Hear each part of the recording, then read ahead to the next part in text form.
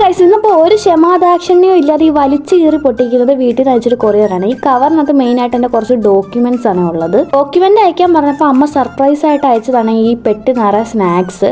ആള് കൊറിയർ അയച്ചിട്ട് എനിക്ക് ഫോട്ടോ ഇട്ടപ്പോഴാണ് ഞാൻ ചോദിച്ചത്, എന്താ ഇത്രയും വലിയ പെട്ടിക്കകത്ത് ഡോക്യുമെന്റ് അയക്കുന്നത് ചോദിച്ചപ്പോഴാണ് പറഞ്ഞ് കുറച്ചധികം സ്നാക്സും കൂടെ അയക്കുന്നുണ്ടെന്ന്. ഞാൻ ഭയങ്കര ഹാപ്പി ആയി കേട്ടോ. ഒന്നും ഇല്ലാതെ ഇങ്ങനെ തിന്നാനിരിക്കുമായിരുന്നു കേട്ടോ. നമ്മൾ വീട്ടിൽ നിന്ന് അകന്ന് ഇതേപോലെ ഹോസ്റ്റലൊക്കെ താമസിക്കുമ്പോഴാണ് വീട്ടിലെ ഫുഡും അതേപോലെ വീട്ടിലെ അമ്മയുടെ സ്നേഹമൊക്കെ നമുക്ക് അത്രത്തോളം മനസ്സിലാകുന്നത്. ഇങ്ങനത്തെ സ്നാക്സ് ഒക്കെ നമുക്കും അടുത്തുനിന്ന് വാങ്ങാൻ പറ്റുന്നതേ ഉള്ളൂ. പക്ഷെ അമ്മമാരിങ്ങനെ സ്നേഹത്തോടെ അയച്ചു തരുമ്പോഴേ അതൊരു വല്ലാത്ത ഫീല്. ഒക്കെ പൊട്ടിച്ച് സന്തോഷിച്ച് തിരിച്ച് കോളേജിലോട്ട് പോയപ്പോഴാണ് ഇന്ന് യൂണിയൻ നടത്തുന്ന ഒരു ഫുഡ് സ്റ്റോൾ കണ്ടത്.